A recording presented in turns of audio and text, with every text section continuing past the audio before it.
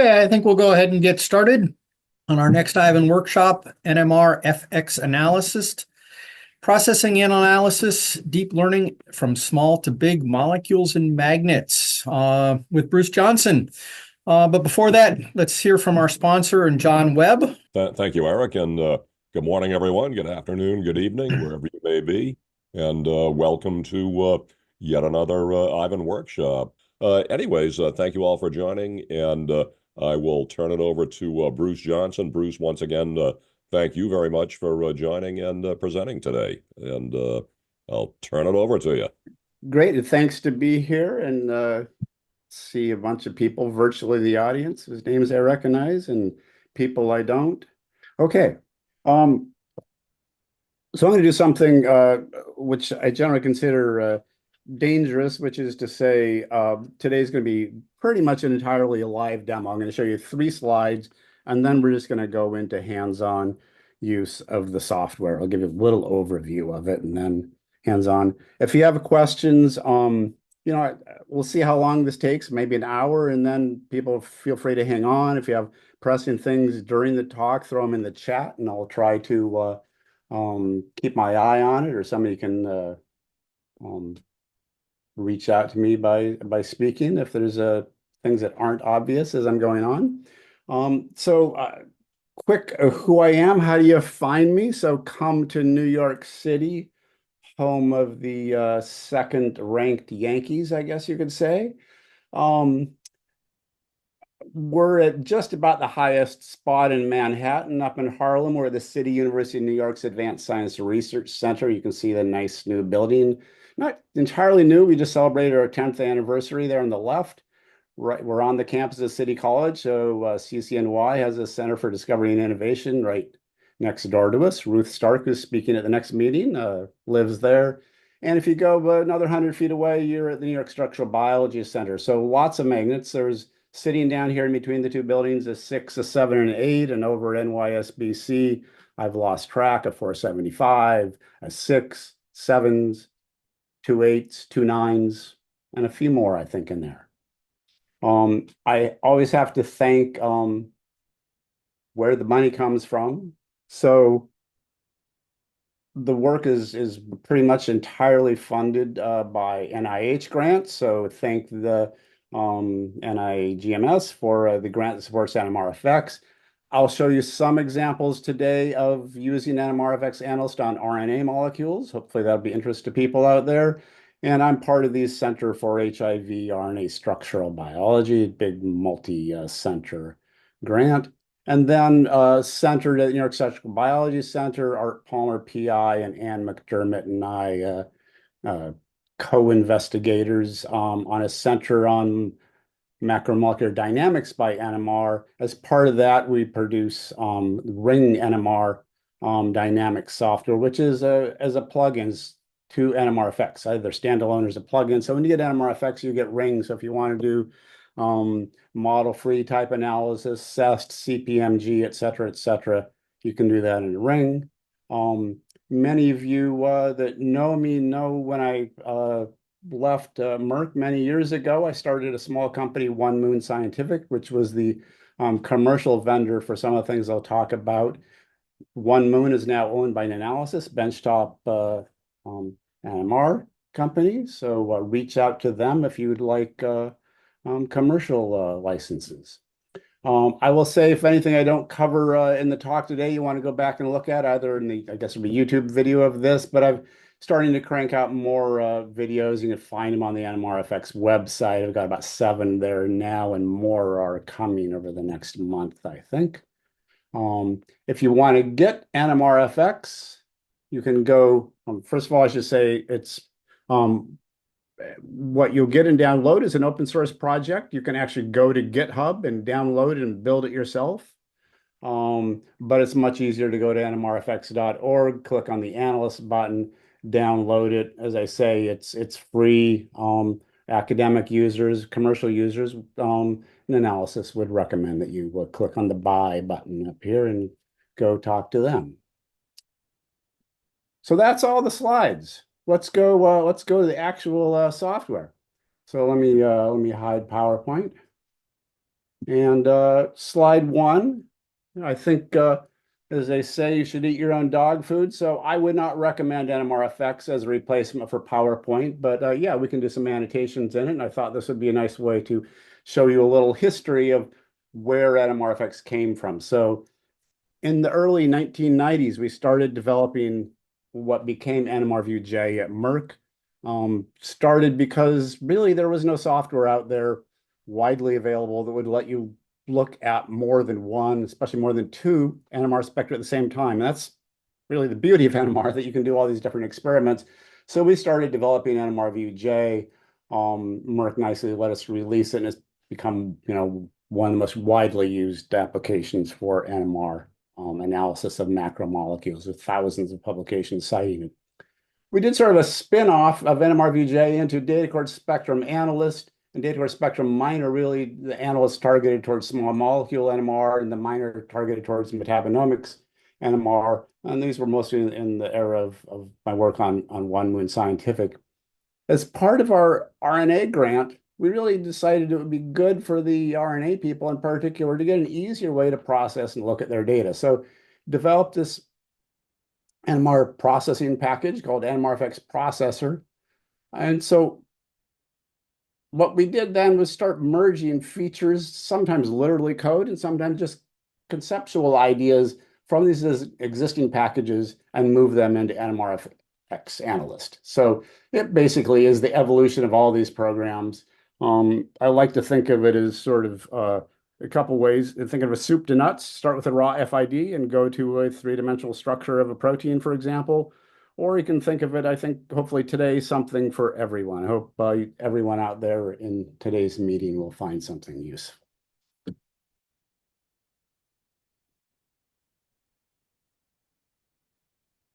Okay, so I'm just going to walk you through, like I say, hands-on. We're going to look at a variety of different spectra. I hope we cover a variety of things that will be relevant to several of you. This was a little project I created, so I'm just going to close it up, and we'll open up some additional data.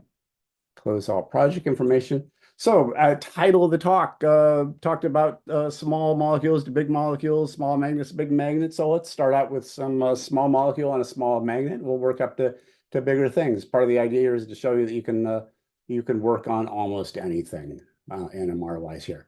So I clicked on this icon datasets, and we get a little browser here. We can select a folder with this button here. If I click index, then it's basically going to find every NMR type file that's in that folder, and folders within that folder, and folders within that folder, all the way down, as they say. So we get a list of, here's a list of the FIDs, the date they were collected. If you've already processed the data set, then there will be an entry in the data set column here. You might have more than one processed data set, so you can choose from a list. Some of these are Brooker data that's come in with the Brooker processed data. We would process with NMRFx, and we'll have a choice of the NMRFx processed data or the original Brooker processed data, the pulse sequence, the number of dimensions. Yeah, we're not going to as high a field as you can go, but a pretty good range from 100 megahertz up to 700 for these example data sets. So let's start with something on the small side. I'm hoping that this talk doesn't give you let me do one thing. I'm going to go in, and I want to clean out my folder. This is a command I have. I want to clean it out so that basically it's as if we were starting from scratch. Okay.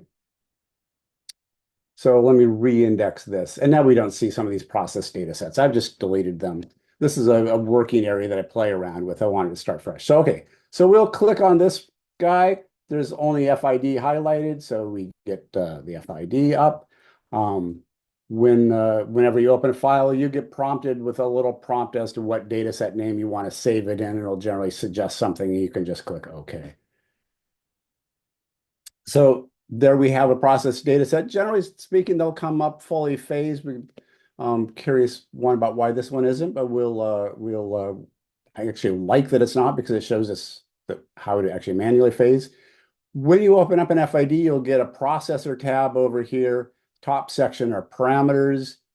pulse sequence, solvent, temperature, data was collected, and then various parameters relevant to the dimension. If you have a 2D, 3D, 4D, 5D, whatever, you'll have a column for each dimension and things like the spectrometer frequency and sweep width for each of those dimensions.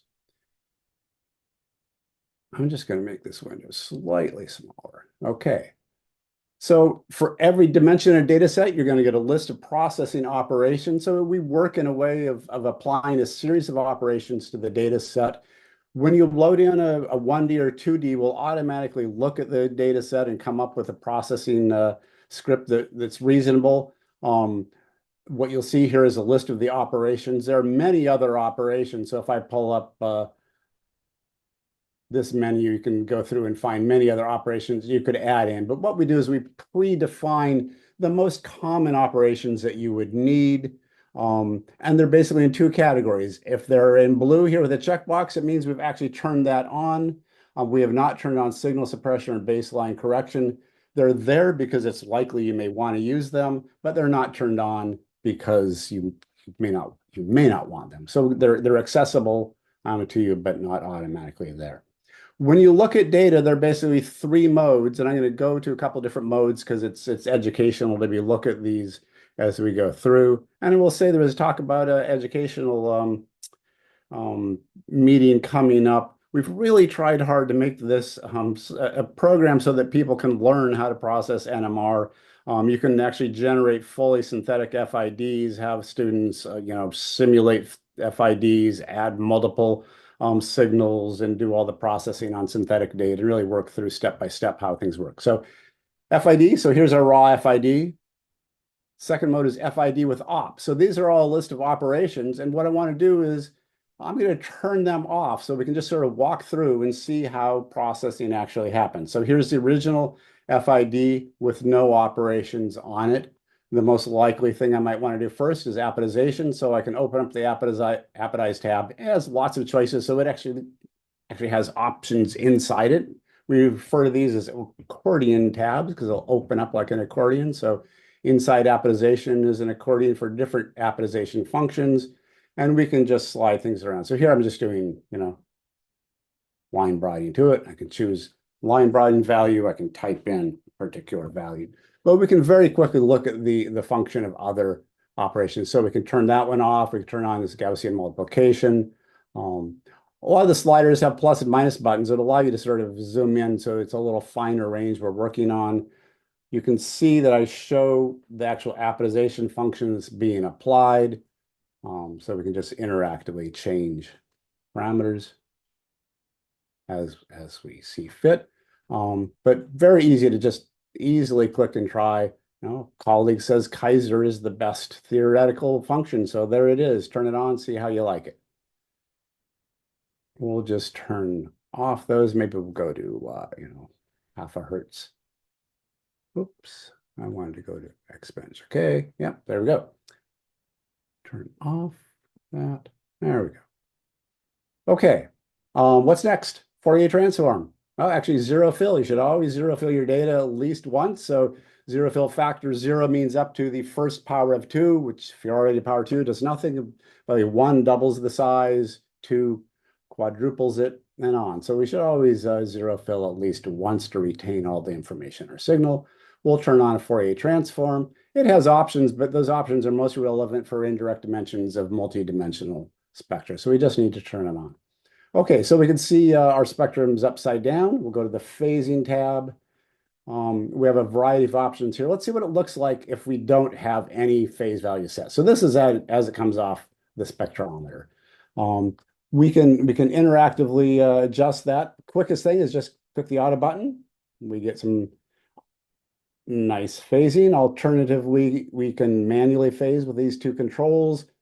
You'll see buttons that look like this throughout the software, basically a menu and a button. So if you click the button, you'll get sort of the default option for that operation. If you use the menu, you can choose other things. For example, pivot, the default is to set it to the maximum intensity. We get little triangles there showing where I've set the pivot. But we can put up the crosshair cursor and set it explicitly at a particular position. I'm just holding down my control key and using the scroll wheel to adjust this, so we can just go in and do a little fine tuning of the 0 and first order phase. So I'm pretty happy with that. Baseline correction. This spectrum has a very flat baseline, so we don't have to do it, but let me show you what you would do. Again, if I open that up, it's going to turn it on. By default, we use this Whittaker Perfect Smoother. If you're in FID with ops mode, you see some of the actions of these things. So the orange line is the region that's identified as a baseline. By default, if you turn on a baseline correction, this Whittaker polynomial, and you haven't specified a region, it will automatically find one. If we actually expand the auto regions, then we get a little control over how that automatic value is done. So there's a slider here, which is basically the ratio of intensity relative to noise in the baseline. And so we can tweak that around and set that ratio down a little bit. And now it's finding a little less area. It's not creeping up the sides of some of these peaks. For example, this broad one a little bit less. So maybe that's a little more appropriate. So basically, that's everything for basic processing. Like I say, generally, when you open up a spectrum, just open it up. It will have pre-selected a reasonable set of values, generally gets the auto phasing correct, and off you go. But you can easily go in and fine-tune things. We can go back to FID with spectrum, where there's a process button, which we'll use especially for higher dimensional experiments to really make sure that we apply all the processing things and write out a data set to disk. But even in this mode, if this auto update is turned on, we can go in and we can see in live action what's happening with the optimization functions, for example. So we didn't have to go do that in a sequential fashion. We can look interactively at what any of these parameters are doing.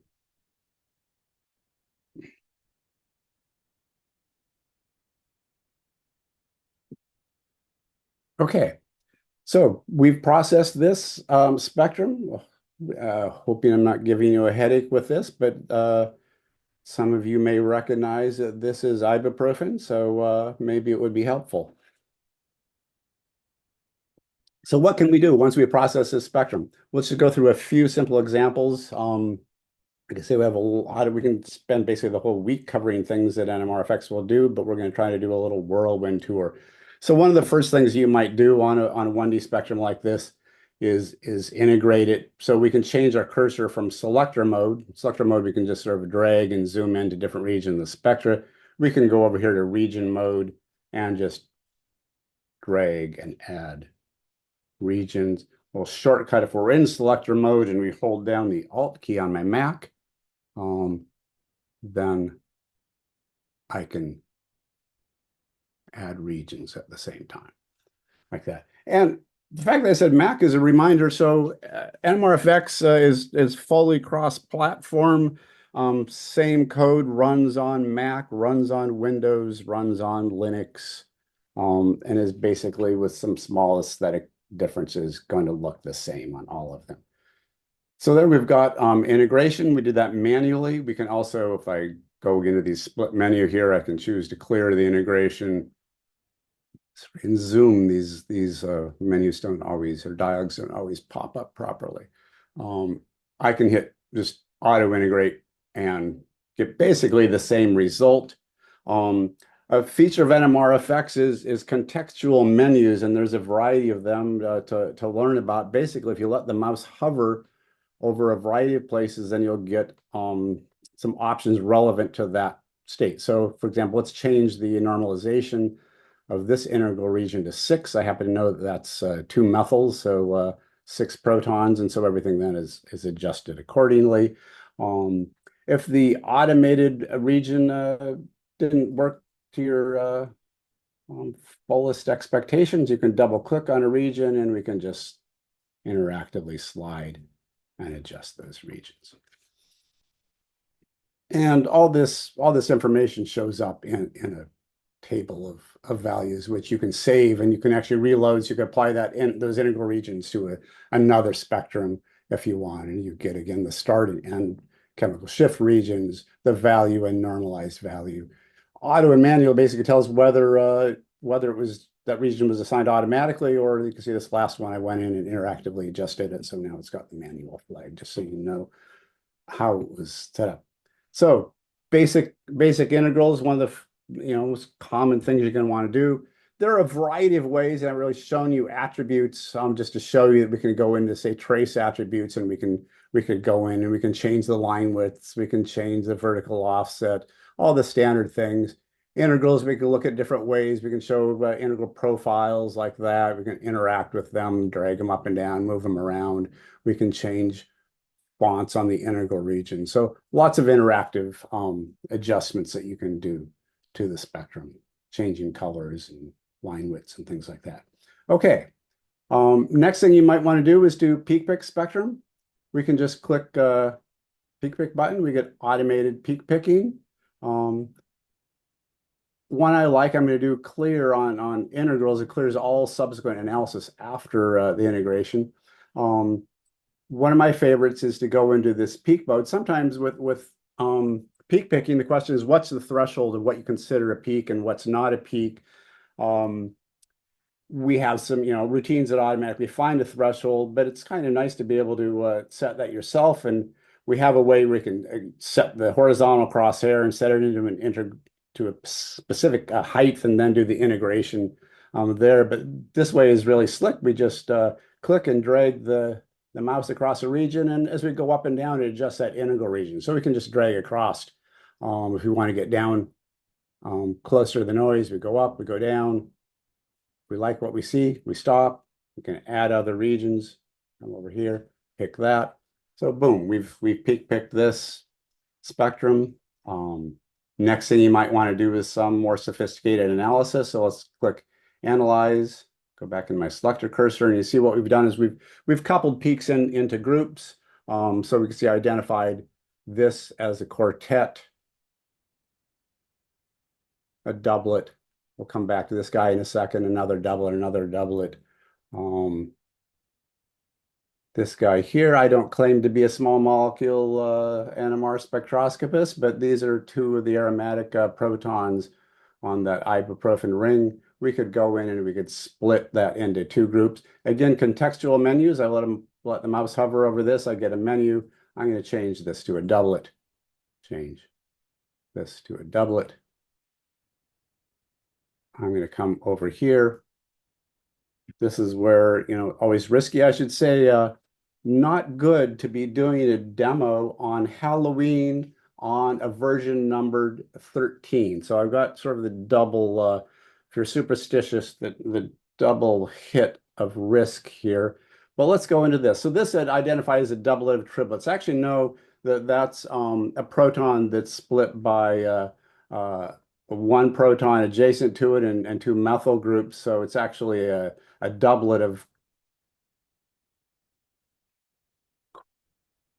quartets and quartets. So we've got a doublet of triplets. Oops, let the mouse hover over this guy. And let's change this to a quartet. And let's add another quartet. And I can go in and type in coupling constants to get these guys. I can click on this and drag it around. Now, does that look like a reasonable fit? Hard to tell there. Let's go up to attributes, go to peak appearance, peak simulation profiles, and now I can see how that looks. I can slide it around. I can come up here to our contextual menu and say fit, and now we've done a line shape fit to that peak. So that looks pretty good. So I'm pretty happy. It's small molecule indeed, but it's actually a beautiful spectrum from a small magnet.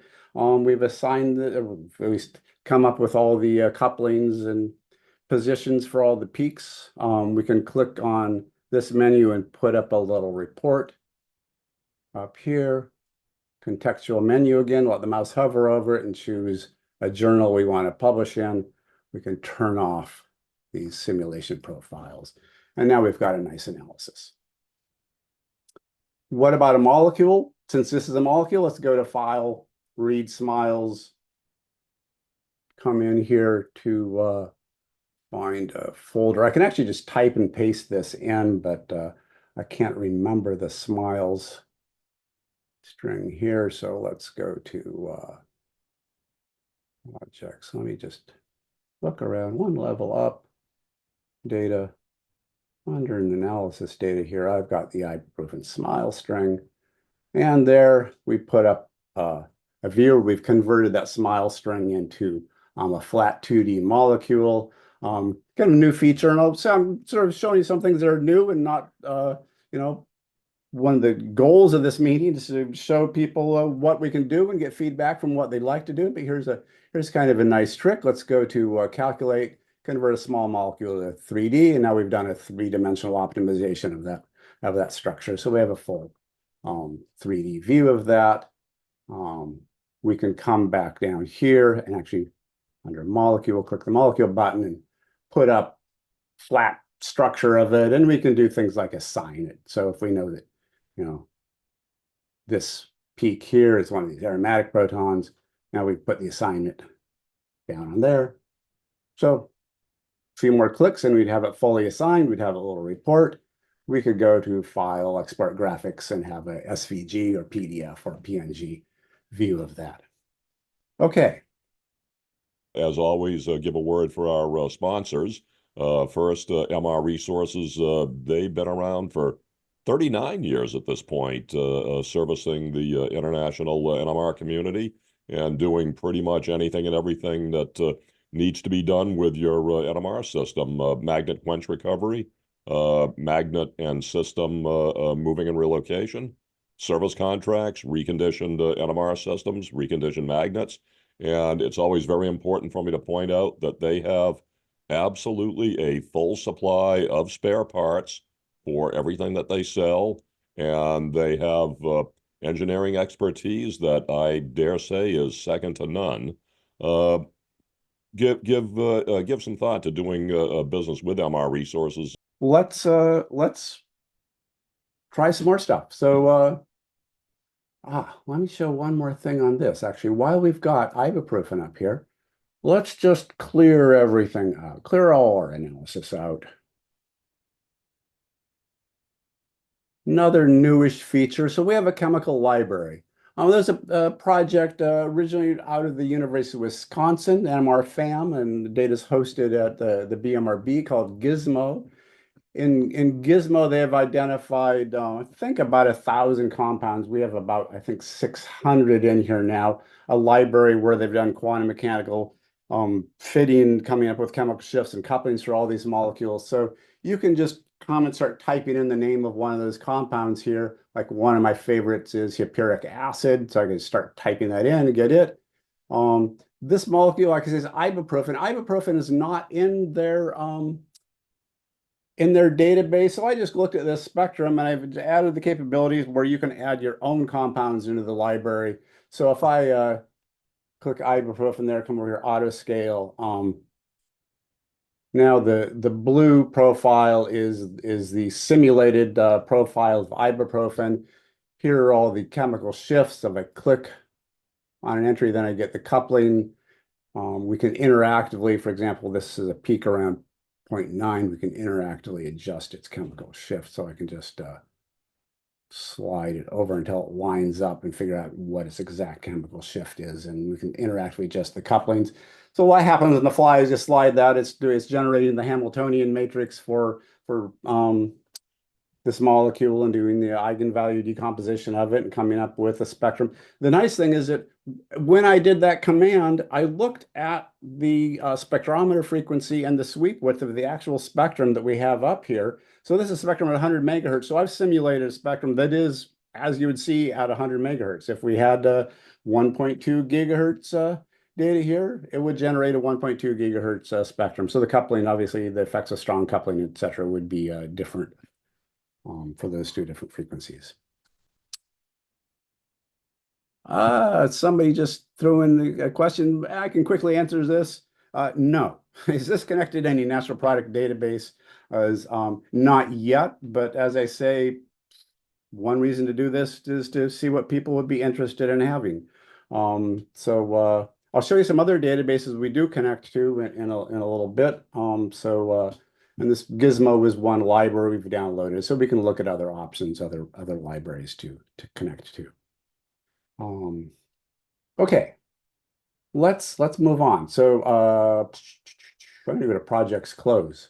Boom, cleared that out. What's my list say? My list says next overlays. Let's go to project. I have a project that I call overlay. So you can save data in projects, and it saves the process data and peak picks and chemical shifts and molecular structures. So I'm going to load up a simple one, overlay here, just to show you how we can work with multiple spectra, because common feature of NMR is to do multiple spectra and compare them. I sort of cheated here. I didn't have a good example here. So this is actually a spectrum of about 10 different metabolites, and I just processed them with different line widths so they would look different. But I want to show you the features that we can use for looking at tables of data or arrays of data. So I can just click on this table button here, and now I get a table with an entry for each data set.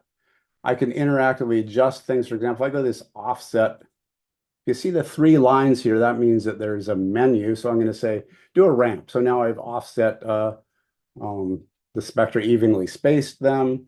In highlight mode here, when I click on a row in the table, then it's going to highlight that particular spectrum.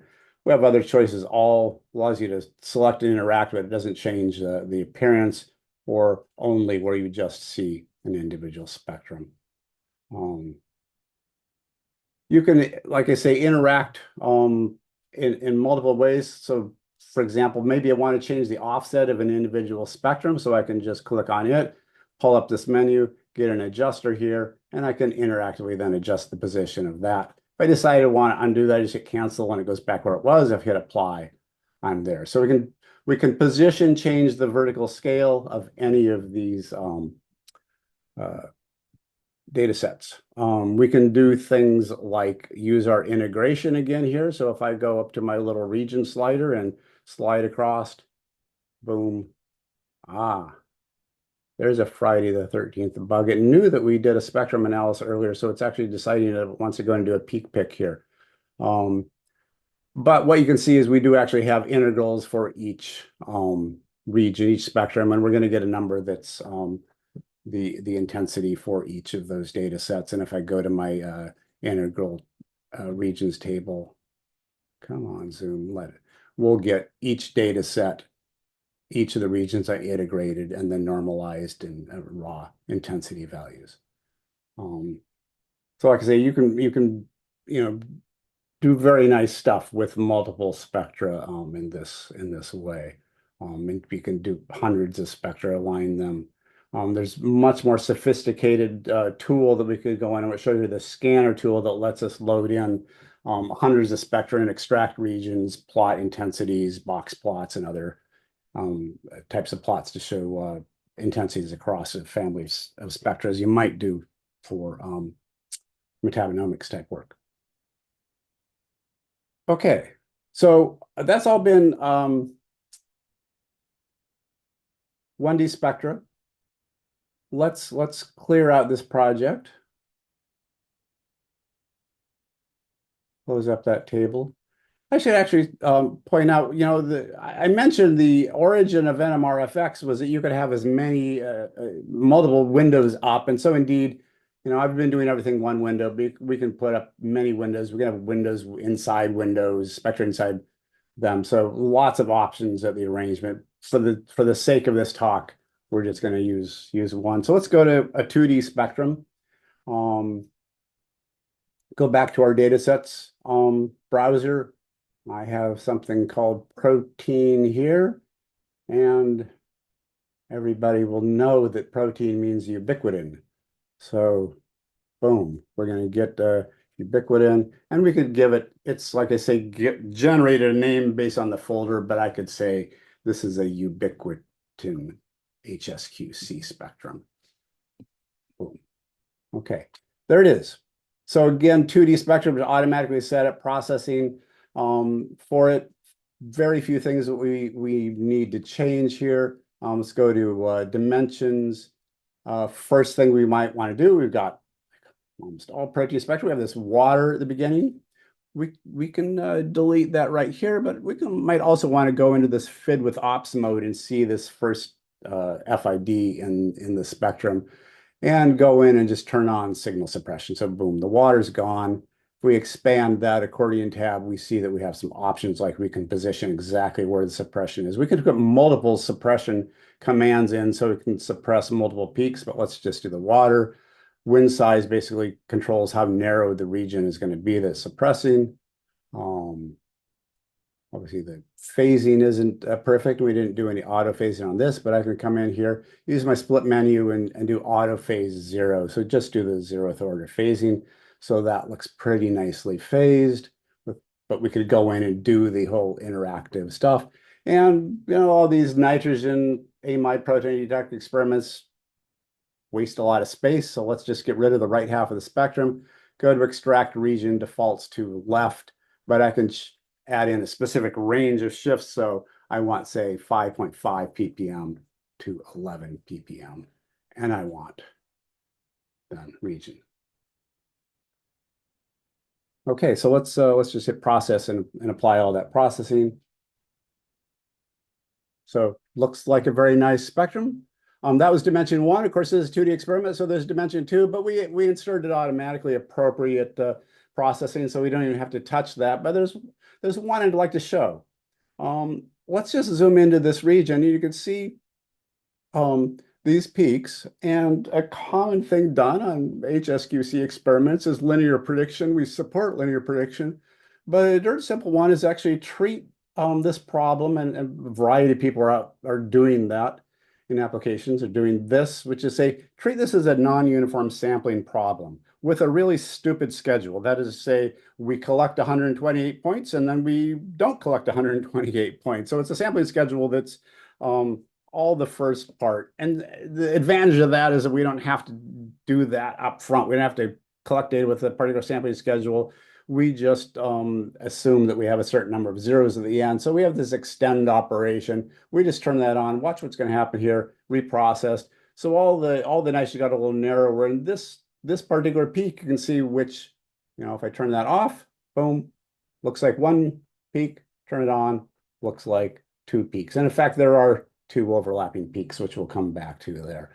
If you expand, we have a couple of different options. There are NUS algorithms, Nest A and grins, and you can try them. I think for this application, they're going to work basically the same. So there's a 2D spectrum. Let me see. I'm just going to keep my eyes on chat for a second before I go on the next thing. Let's say we answered about the natural product database. Interested in connecting this to solid-state spectra for spectra prediction? Yes.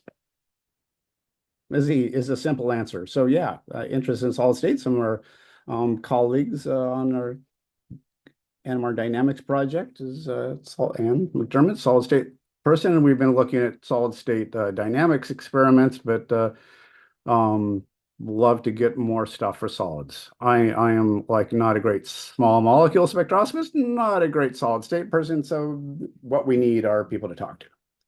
And next question, loading in a bunch of spectra. They need to be in a certain file format to do so. So right now we process, we can load in, for example, the benchtop stuff was in JCamp format. We can read Brooker format. Yes, for you still using adjuvant spectrometers, we can read variant adjuvant formats. We read some JL files. I need to get some more information on processing some of the multidimensional ones. We can actually load in an entire, and I don't have time to show this entire folder of spectra, process one, and then tell it to apply that processing to every other one in the directory. So a variety of tools for looking at multiple spectra.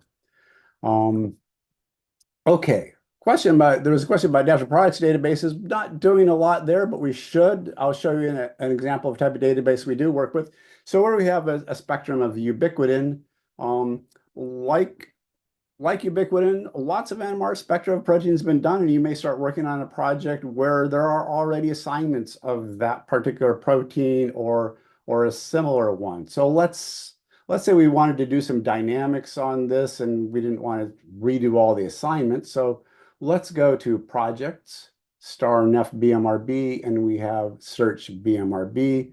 here we cross our fingers because this didn't work this morning because the BMRB has been doing a lot of infrastructure upgrades and it was broken this morning, but they're very nice. I emailed them, they fixed it. So let's just type in ubiquitin, hit return, does a search. Okay, lots of ubiquitin spectra to choose from. So we're going to the BMRB, the BioMegRes Bank, now headquartered at UConn Health. I want one that was done by AdBax. Ooh, still lots of ones, and I'm pretty sure Odegar was devolved. Ah, okay. So yeah, I like that one. Assign chemical shifts, the set entry number 17769. So I'm going to click fetch star. It's going to go to the BMRB. You don't see anything happen, but if I go to the sequence viewer here, yes, we have the sequence of ubiquitin. If I go to the atom table, yes, we have all the atoms in ubiquitin. We have chemical shift assignments for them.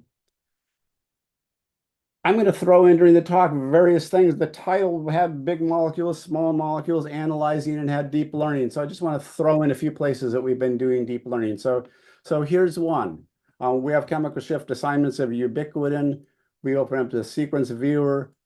We open the secondary structure prediction. We hit display. We wait a little bit, not very long, for it to load in a model that we've trained to do secondary structure prediction based on backbone NMR chemical shifts. So red is helices, blue is sheets, gray is coils. So here's a secondary structure profile of ubiquitin.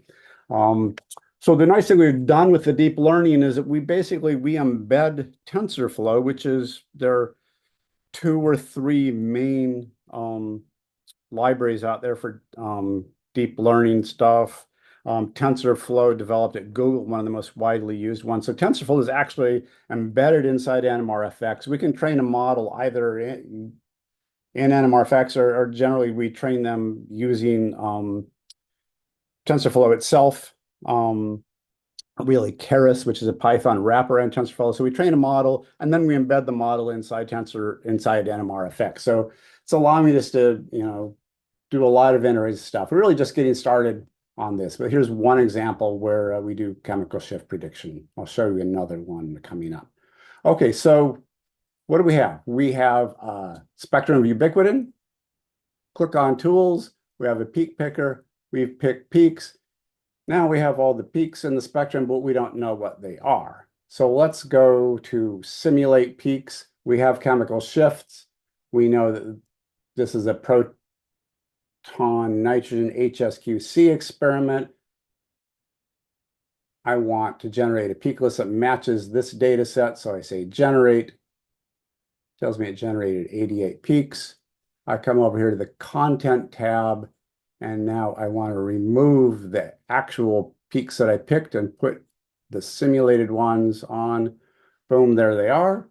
You can see they look pretty similar, but there's maybe a little chemical shift referencing. So I'll just hold the shift key down, drag it across, highlight all the peaks, get them kind of close. And then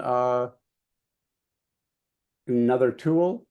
Peak tools have something called the slider, which allows us to slide peaks around, but also it can look at an unassigned peak list and sort of optimally match this experimental and predicted list. So if I do that,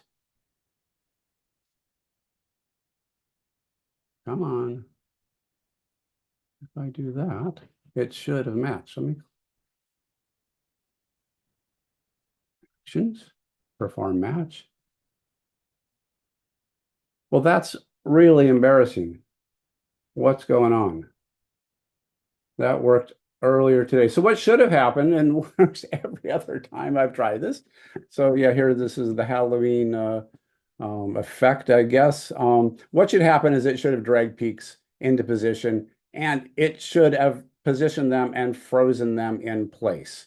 And what we would have seen is the vast majority of the peaks would have been assigned on top of the close peak. And various places like this, where here are these 2 overlapping peaks that we resolved. These would have been left unassigned because there's too much ambiguity in assigning them. I have no idea. I'm sure I did something slightly wrong order there.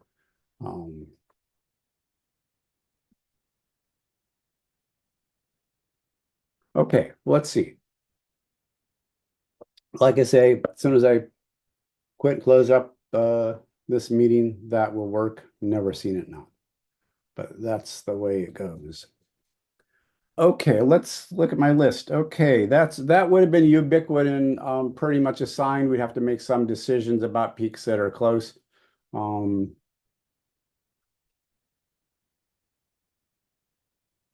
Cannot see any reason why that should not have worked.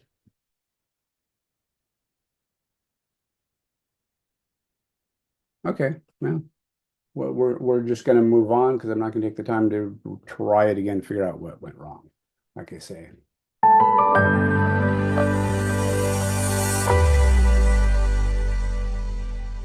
We invite you to get to know Q1. Q1 is dedicated to developing NMR systems from 400 to 600, as well as full system upgrades from 300 to 600 as well.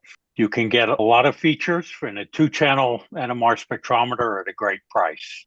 So we invite you to get to know more. Contact us at q1americas.com or info@q1americas.com by email. Thank you.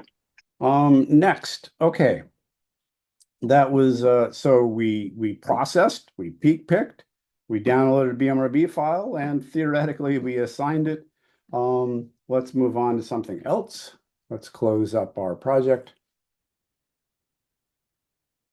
again. And just to show you, we won't have time to do a lot of 3D experiments, but I just want to show you, we can click on an HNCACB, load in FID. We can go over here to, now it's 3D, it's not automatically going to generate a script. So I'm going to say auto generate. I should say these scripts, when I say makes processing operations, so I got to show scripts. It is basically a Python script. It only run inside NMRFx, but you can take a processing script for a different data set and load it in. If you want to apply exactly the same processing to a new experiment, you can even do things on the command line, give the name of a script and process data sets on the command line. Boom.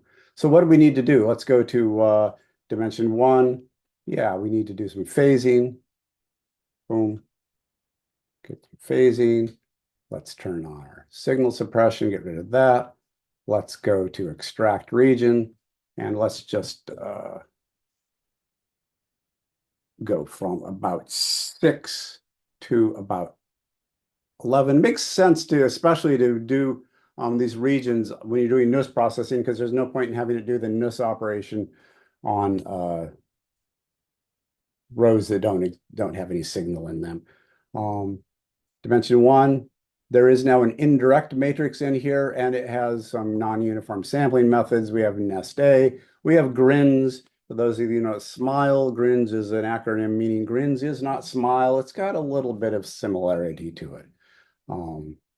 So we can decide which algorithm to use, and we just hit the process button.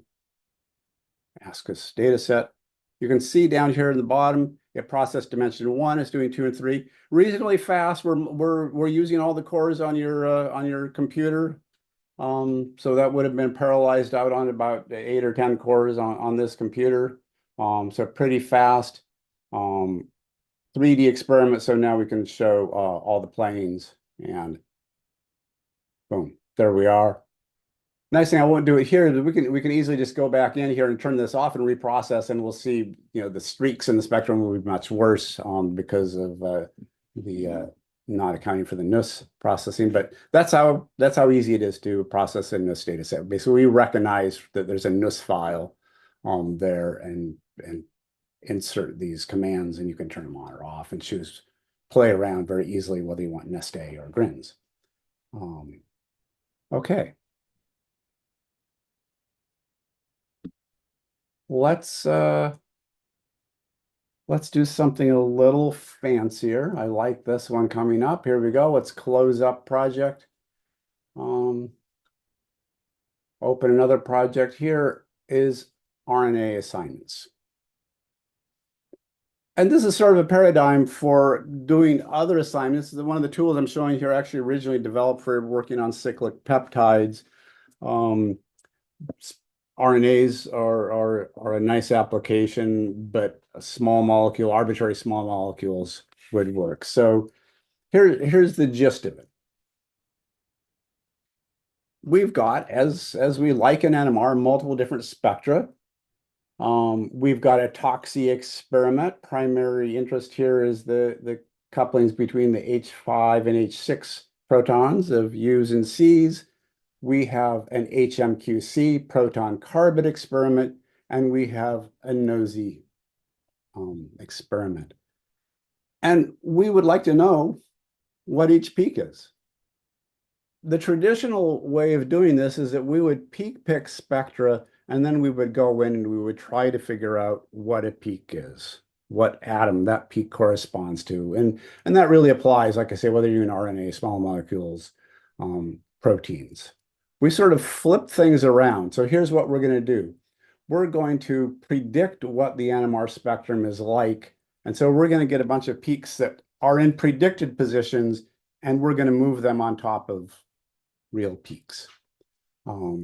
So how do we do that? Thing one, this is an RNA. So we spent a lot of time actually working on predictions of RNAs. So I'm going to pull up this viewer where I can see a molecule, and it still remembers that ibuprofen. Let's go to secondary structure, draw. Okay, so there's our RNA. So what's key thing about RNA is that they fold up, kind of like proteins, into nice three-dimensional structures, helices and things. So knowing the secondary structure of RNAs is the starting point. You can take your RNA sequence to a variety of online places and do a prediction. When we were learning about deep learning techniques, we thought the fun project to do would be, can we train a deep learning model to predict the secondary structure of an RNA? And the answer is more or less yes. So I'm going to go to secondary structure here. I'm going to say predict 2D. What it's done is it's actually taken the sequence and put it into a model and predicted the base pairing in that model. This model is not huge. It's not like ChatGPT that is billions of parameters, but it's about 100 megabytes, 70, 80, something like that megabytes. It's gotten too big to include in the NMRFx distribution. So if you don't have it when you did predict 2D, it's actually going to go to our web page and it will download the model for you. And that will be the way we'll work with lots of models that get too big to include in the download. We'll just provide them on a server and it'll fetch them. But the nice thing is you're not going to another computer to do it. It's all going to happen here, a large model trained right in here. Now, many RNAs fold up into multiple structures. I've looked at this particular one for years, the spectrum, and I've always assumed that's the only structures I like to fold up into. But the prediction actually gave us two different values. You can actually get 6 base pairs and a nice tetraloop here. Obviously, this is going to be a lower energy structure, but it's reasonably valid in the base pairing. If I click on map, you can see that there. This is basically the RNA sequence, and where there's a square, it means that there was a probability found by the model that they're base paired, and they're basically two choices: this longer one or this shorter one. Okay, so what if it was not so clear which model to use? One thing that we've added in now is the ability to actually score against the NMR data. So let's come back to our NMR data here. NMR data is a lot of empty space, really. Kind of disappointing. We have these huge big spectra, and they're mostly just empty. So we've added some ways to optimally lay things out. So you can predefine in a simple text file a layout. Here I have a built-in one for this type of data. So boom, there I've got a region of the NOSI, HMQC, or the Toxie HMQC laid out so we can look at them that way. We can come in, we can pick all the peaks in these spectra, and then we can go back to our viewer here, and I'm now going to ask it to do a match. And when I ask it to do a match, it's actually doing a lot of stuff. And let's hope this match works. Yeah, unlike our previous match. So we got a score here, and I can go to this secondary structure or this secondary structure. What it's done to the matching, it's done a full prediction of basically all the NMR accessible atoms, protons in the riboses and the bases, carbons, predicted the chemical shifts of all those. And we actually see those chemical shifts if I turn on here from atoms and I click on one of these, it tells me the predicted chemical shift, and it can tell me in our database there are 18 examples of H1 prime that is in this set of attributes. And it looks at what's neighboring that residue and what it's base paired with, and does a prediction of the chemical shift. Then we have rules for, given a secondary structure, where you would expect cross peaks to appear in a nosy spectrum. And so then we basically predict the nosy spectrum, the toxic spectrum, the HMQC spectrum, and we calculate a score. Let's see, in fact, if I lay out peak list and lay out the simulated peak list, you can see lots of peaks here that don't really match very well with real peaks. Let's go over here and let's use this one and set tell the matching to select that particular one. And then let's come back and select peak list again, sim. Okay, so now we have peaks that are much closer. So the boxes are predictions. And the nice thing is that we have this tool we call the slider tool. If I click on a peak and move it around, because I know the assignments of these simulated peaks, I know that when I move a particular peak, a whole bunch of other peak boxes should move because they come to the same atom. So I can just keep my eye as I move one peak, see that, oh yeah, if I move that peak here, peaks up here, peaks down here, peaks over here are moving close to real peaks. When I get it close, I say tweak and freeze. And now this peak is frozen in place. I can actually zoom in here so we can see this a little closer. Zoom up, you can see there's a box up here. This guy is orange. That means I can only drag it up and down. I can't go left and right because one atom's been frozen. I can drag it near where I want it to be, tweak and freeze. This guy again, drag up and down, tweak and freeze. This guy, I can now only move left and right. There's actually a shortcut. Lots of shortcuts. So if I type a DS, DS, tweaks and freeze, grabs this, tweaks and freeze. So basically, as I'm doing this, I'm actually assigning these protons, and actually I can go up to the atom table and ask it to get all the frozen assignments. I can come over here to the spectrum and say, I want to show this simulated peak list, and I only want to show things that have been frozen. So these lines here, I've just done a couple. These are interactions that have actually frozen. I've identified the chemical shifts of these atoms in green, and the lines show that I have NOE connectivities between them. So I can work through reasonably quickly and end up assigning this NMR spectrum. Okay, that is RNA assignment. Like I say, that same protocol should work. We have a basic chemical shift predictor for small molecules. We have predictor based on 3D structures of proteins. So a variety of starting points for doing this type of prediction. These layouts, like I say, I've got this predefined one for RNA, but it's a simple file. So basically, you have a name of a data set or portion of a name, and it'll match a data set that matches that. The chemical shift regions you want it to appear in, or appear, the grid positions you want it to do. And so you can very quickly sort of just toggle different layouts and get nice views and see the important signals rather than all that empty space. Okay, let me go back to the chat. Another question. Nice suggestion for solid state prediction. Yeah, I had to look at that. Good, Paris. Okay, Fred Paris. You write that down. And surfaces. Yeah. I've pleaded a certain level of ignorance on small molecules and solid state NMR. I'm going to have to plead utter and complete ignorance on surfaces, but it sounds fun. So let me think about that. Think about where to go. This is the beauty of NMR. It's no limitation to what you can do with it. Okay. RNA assignments. I'm going to show you one more thing. We did 3D notes. I think we've got through most of the stuff. We run over a little longer than I thought, but that's pretty good for the amount of stuff we've talked about. Let me just show you another example of arrayed stuff. Let's clear this project out. Let's just close this window up and open a new window, see how that works. Diffusion. Newish tool for diffusion. I know people like diffusion, so let's just do a quick demo of that. This is sample data. The University of Manchester kindly has placed on their website some sample data.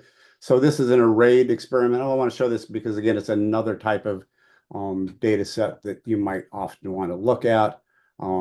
We just have to go in and do some phasing. Let's just click auto phase. Boom, we're phased.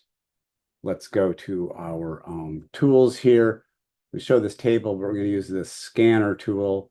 Boom. And like I say, we can look at multiple spectra. We can array them. Actually, we can do a stack plot. So we do nice stack plots like that. I can zoom in like that. In this full scanner tool, and I call it scanner, sort of at least one of the questions about loading multiple spectra. The scanner tool came originally because we want to be able to scan folders and find all the NMR data sets and process them all. Like maybe we have 200 urine samples from metabonomics project. You want to scan them all in, process them. So, but the scanner tool has taken on a lot of other uses. So let's say we want to measure some intensities here. If we're in the scanner tool mode and I do a region like that, it's going to ask me for a column name. If I know that this was, say, a particular atom or a particular molecule, I can put the name in. If I just leave it empty, it will just give me sort of a default name. Nice thing about the names is that, so this is going to be column V0, but it tells me the exact chemical shifts and some parameters about how it did the integration. I can reload this table and actually then have it know what each column came from. So when we read this file in, found there's a diff list file in there. So this is the diffusion gradient strength. This is a pretty new tool. Like I say, I don't mind showing new things to get feedback on. So it still uses a little work, but if I say show diffusion tool, there's this diffusion profile. Actually, let's go add another region because it's useful to talk about having multiple regions. So let's just drag across here. We get now another region. Go back to our diffusion tool. So now we have two curves, and we can just click the fit button and fit. So we're fitting a Gaussian model. There are several parameters, and I don't have them somewhere. I've got them written down that go in depending on exactly how the experiment did. There's delay times for how long the gradient pulses are, what the spacing between the gradient pulses are. There are several different common experiments, bipolar, one-shot, and it depends on what parameters you put in there. So A and B are parameters that are directly fit for each curve. D are calculated diffusion parameters that depend upon those values. So we're not going to get a correct number here until we put those in, but given the time, we won't do that. We can fit a model ABC that basically has another parameter that basically what level does it decay away to. One nice thing we can do, if we know that these curves came from expect to have the same diffusion rate, we can click SimFit, and now we're doing a simultaneous fit. So there's only one B parameter, which is this Gaussian decay, and one diffusion parameter. So we fit the curve to independent A values, the maximum intensity, and C values, and minimum intensity, and a single diffusion constant.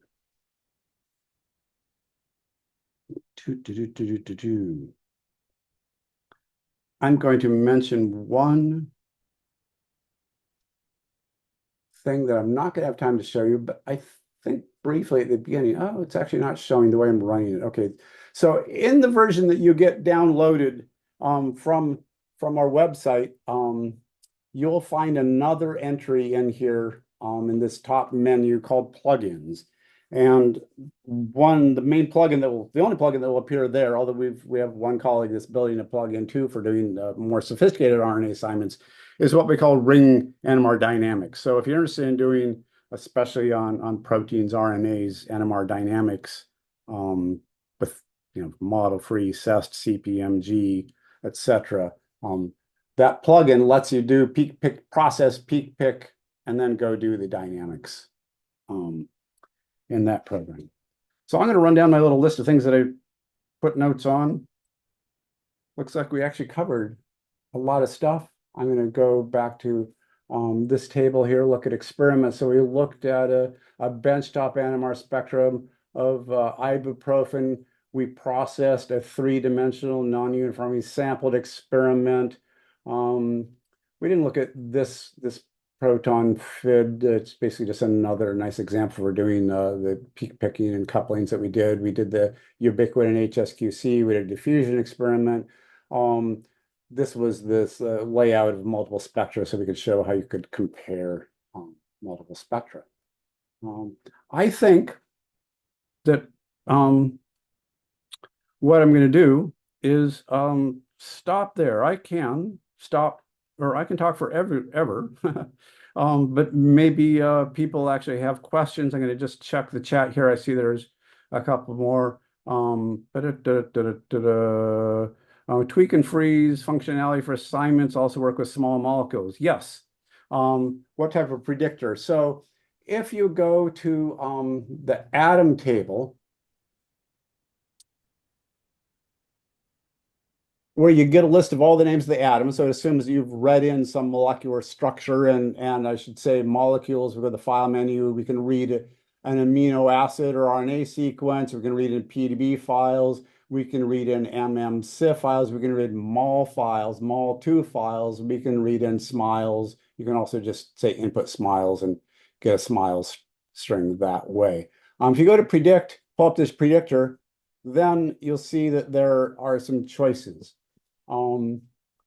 First choice is where you want the prediction to go, and every atom has a reference value, and you can have multiple reference values. You can do the prediction multiple times in multiple ways, and has an actual sort of ppm set. So in this column, there's a ppm column and a ref column, so that determines where that value is going to go.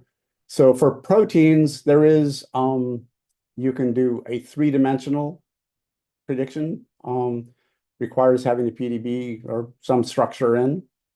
That's one other thing I wanted to show. A couple other things. RNA, we have three choices. You can use this attributes method, which we've trained on these, 5 sequences of 5 nucleotides. We have a distance-based training based on three-dimensional structures of RNAs, and we have a similar method that just uses the ring current shifts. Small molecules, so we have something that's kind of like hose codes. It's our own training and implementation. It works reasonably well. I'm sure there are better ones out there, but it's not a bad starting point. We are, with all the deep learning stuff, one goal would be to put in a deep learning trained predictor for small molecules. So basically, yeah, you can do the predictions in some other program and go to our file menu here and read in ppm. So you could actually read the predictions in from some other program, or you could use our small molecule shell code type thing. Next question, tweak and freeze small molecules.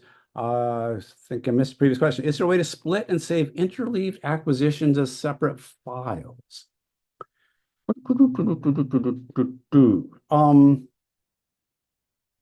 I'm sure I have probably scripts that would do that. I don't think there's a built-in thing. I will say, in terms of a lot of experiments, sometimes that have to get split. I know a lot of times people working on, say, Brooker T1, T2 experiments use a command that actually separates out the experiments into multiple separate files. We do all the processing as one single file, and then we go actually as a pseudo 3D experiment in here, or you could have a pseudo 2D experiment. So I don't know if that's exactly relevant. But yeah, the scanner will work with separate files, or as I showed in this diffusion example, with a single array. So either way, 10 separate experiments or an array of 10 experiments inside one. What data set does the prediction software use? Is there a way for users to adjust this based on the problem at hand? All users make their own prediction version for a solid state. So yeah, so as I just mentioned, so the prediction depends on what type of molecule. It's all stuff that we've trained ourselves.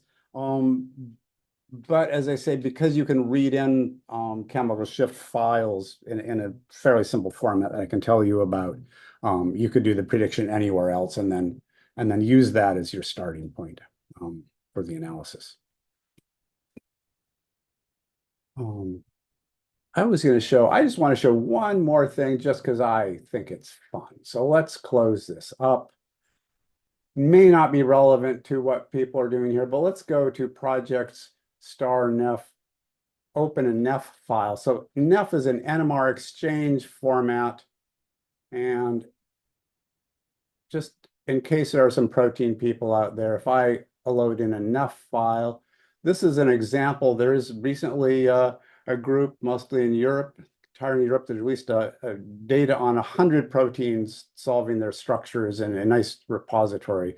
So I'm going to open up this nef file. I'm going to come to my viewer, 3D mode, clear out this old molecule, clear everything out. And let's display tubes. So there's just sort of random starting structure. And I can say initialize structure, and I can say anneal structure. And so now we're going to do a full torsion angle molecular dynamics calculation of the structure using the constraints that were in that file or constraints that you got from your assignments. You can see the energy value down here. Yeah, there's a three-dimensional structure of a protein. Maybe not as fast as AlphaFold does it from the sequence, but nice to actually still do some stuff with actual experimental constraints. We can actually refine that with a subset of the Amber force field. And boom, 3D structure protein. So yeah, so as I say, soup to nuts, FID, the structure, something for everyone, small molecules, big molecules, proteins, RNAs, benchtop NMRs, gigahertz NMRs, etc. Another question. Users who are brought up on Brooker. As an early graduate myself, yes, well, I was brought up on a Brooker CXP 200 and then ventured off to the adjunct world and then off to computers. Is there any bet for early processing software versus topspin or something like structure prediction? Well, I think, I would say the advantage is that you can do so much stuff inside one program. And for example, in this structure calculation with small molecules, big molecules, if you decide you need to change something, change a parameter, redo it, you're not sort of funneling through multiple different software packages to do it.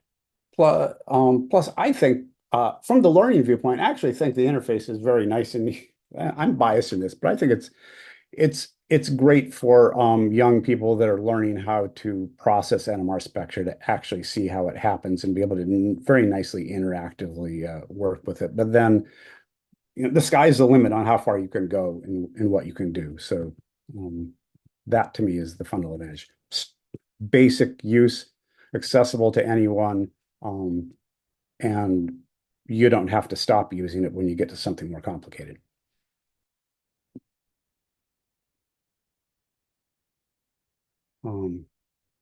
Yeah, as I say, I think I will stop. Like I say, I can go on for a long time, but if people would like to see me go back and redo something or show you something that haven't done, can early be processed and be transferred to the software after topspin, considering old data. Well, you can read in, as I showed. Let me close up this data. Let's open up another window. If I go to data sets, for example, here under datasets, this particular experiment, I haven't processed here, but there is a Brooker 1R file. So if I click on dataset, and it's going to prompt me for a name, something maybe more meaningful than calling it 1R. So that's the Brooker processed data. So you can start there. I don't know if that's exactly the question, but yeah, we can read 1R, 2R, R, 3R, Rs, and I assume all the way up 4R, Rs, and on.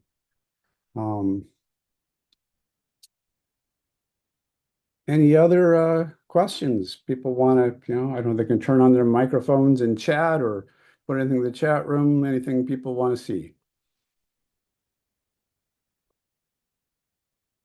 All right. Does anybody else have any questions for Bruce?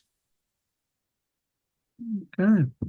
It looks like Okay. we're done, Bruce. Yeah, okay. Thank you very much. You're very welcome. Don't hesitate, folks, to go download it and let me know if you have any issues. All righty. I think with that, we'll go ahead and close the meeting then for today.